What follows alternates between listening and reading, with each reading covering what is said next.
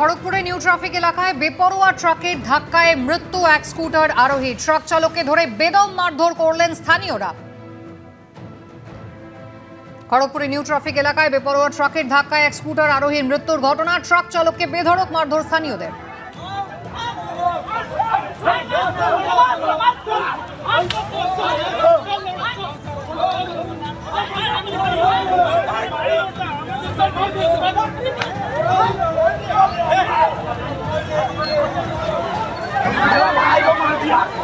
বিশ্বজিৎ দাস আমাদের প্রতিনিধি রয়েছেন টেলিফোন লাইনে। বিশ্বজিৎ, এই মুহূর্তে এলাকার কি পরিস্থিতি?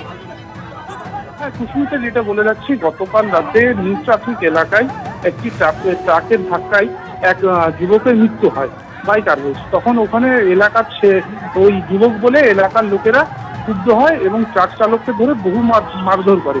মারধর করার পরে যখন পুলিশ আসে, পুলিশকে ঘিরেও বিক্ষোভ দেখায় এবং পুলিশকেও মারধর করে। রণক্ষেত্র হয়ে ওঠে খড়গপুর নিউ ট্রাফিক এলাকা।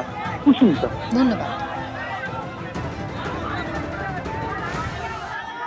ভাটপাড়ায় উদ্ধার বোমা বোঝাই ব্যাগ। ভাটপাড়া পৌরসভার 12 নম্বর ওয়ার্ডের কলাবাগান, সেখানে পরিত্যক্ত ঘরের মধ্যে বোমা উদ্ধার হয়েছে। সমীরণ পাল আমাদের প্রতিনিধি রয়েছেন আমাদের সঙ্গে টেলিফোন লাইনে। সমীরণ, কিভাবে এই বোমা উদ্ধার হলো এবং বম্ব স্কোয়াড কে এসেছে ঘটনাস্থলে? অনুসভা বম্ব স্কোয়াডকে খবর দেওয়া হয়েছে ভাটপাড়া পৌরসভার 12 নম্বর ওয়ার্ডের কলাবাগানের 2 নম্বর গলিতে। সেখানে একটি পরিত্যক্ত বাড়ির ভিতরে ব্যাগ ভর্তি বোমা রয়েছে এবং খবর পেয়ে ভাটপাড়া থানার পুলিশ ঘটনাস্থলে ছুটে আসে। এই মুহূর্তে ঘন জনবসতিপূর্ণ এলাকা ঘিরে রাখা হয়েছে যাতে কোনো ধরনের অপ্রীতিকর ঘটনা না ঘটে। এবং বোম স্কোয়াডকে খবর দেওয়া হয়েছে এবং যেটা মনে করা হচ্ছে ব্যাগ ভর্তি প্রচুর তাজা বোমা রয়েছে। ঠিক কতগুলো বোমা রয়েছে তা এখনো পর্যন্ত নিশ্চিত করে বলতে পারছে না ভাটপাড়া থানার পুলিশ। বোম স্কোয়াডকে খবর দেওয়া হয়েছে, বোম স্কোয়াড এসে এই বোমাগুলো উদ্ধার করবে, এমনটাই পুলিশ সূত্রে জানা যাচ্ছে। অনুসভা, ধন্যবাদ সমীরণ। শুধুমাত্র টালা নয়, অক্টেন মেডিকেল কালিন্দির একটি ওষুধের সংস্থা, সেখানেও কিন্তু প্রায় 3 ঘন্টা ধরে চলছে তল্লাশি। প্রতিদিন ভট্টাচার্য আমাদের প্রতিনিধি রয়েছেন আমাদের সঙ্গে। প্রতিদিন বাজার দরের থেকে বেশ কিছু সংস্থাকে বেশি টাকা পাইয়ে দেওয়া হয়েছিল, এরকমই অভিযোগ সন্দীপ ঘোষের বিরুদ্ধে। তার মধ্যে একটা হচ্ছে এই ওষুধের সংস্থা, এখনো চলছে তল্লাশি। দেখো, আর্চিকরের প্রাক্তন ডেপুটি সুপার আক্তার আলী যে অভিযোগ করেছিলেন যে সন্দীপ ঘোষ নিজের পছন্দসই এবং নিজের পছন্দের ঠিকাদার এবং সংস্থাদেরই আর্চিকর হাসপাতালের সমস্ত সাপ্লাইয়ের বরাত পাইয়ে দিতেন, সেগুলো টেন্ডারের বরাত পাইয়ে দিতেন। এবং ইডি তদন্ত নেমে এইটার খোঁজ করছে যে সন্দীপ ঘোষের বিরুদ্ধে যে দুর্নীতির অভিযোগ, সে দুর্নীতির টাকা কোথায় কোথায় গিয়েছে এবং তা খুঁজতে গিয়েই এই চক্রের যে শাখা প্রশাখা তার কিন্তু সন্ধান তারা পেয়েছেন।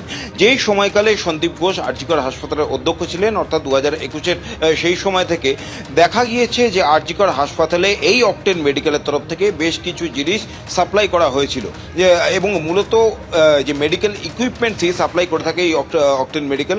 এবং আমরা যেটা জানতে পেরেছি যে আরজিকর হাসপাতালে ভেন্টিলেটরের যন্ত্রাংশ থেকে শুরু করে অপারেশন টেবিল, বিভিন্ন ধরনের জিনিস, এগুলো কিন্তু এই অক্টেন মেডিকেল সাপ্লাই করেছিল।